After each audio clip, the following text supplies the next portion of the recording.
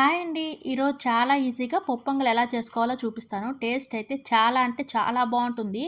ఒకసారి మీరు ఇలా ట్రై చేసి చూడండి. ముందుగా ఒక గ్లాసు బియ్యంకు ఒక గ్లాస్ పెసరపప్పు తీసుకొని 3, 4 టైమ్స్ వాష్ చేసుకొని, ఇప్పుడు ఆ బియ్యంలో 5, 6 గ్లాసులు వాటర్ యాడ్ చేసి ఉడికించుకుంటున్నాను. 10 మినిట్స్ తర్వాత ఒకసారి మూత తీసి చూసి, ఒకసారి మొత్తం కలిసేలా కలుపుకొని, అవసరమైతే వాటర్ యాడ్ చేసుకొని మెత్తగా ఉడికించుకోవాలి. అన్నం, పెసరపప్పు మెత్తగా ఉడికింది అనగా మిరియాల పౌడర్ ఒక స్పూన్ యాడ్ చేసుకొని, అలాగే రుచికి తగ్గ సాల్ట్ యాడ్ చేసుకొని ఒకసారి కలిపి పక్కన పెట్టుకుందాము. నెక్స్ట్ ఈ అన్నంలోకి పోపు పెట్టుకుందాము.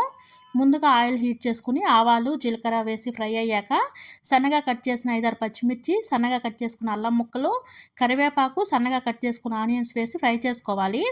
ఆనియన్స్ మరీ గోల్డెన్ బ్రౌన్ కలర్ రావాల్సిన అవసరం లేదు. ఆనియన్స్ మగ్గితే చాలు. ఇలా ఫ్రై చేసుకున్న తాలింపును ముందుగా ఉడికించుకున్న అన్నంలోకి వేసి ఒకసారి కలుపుకుంటే మనకి చాలా చాలా టేస్టీగా ఉండే పొంగల్ రెడీ అవుతుంది. ఖచ్చితంగా ట్రై చేయండి.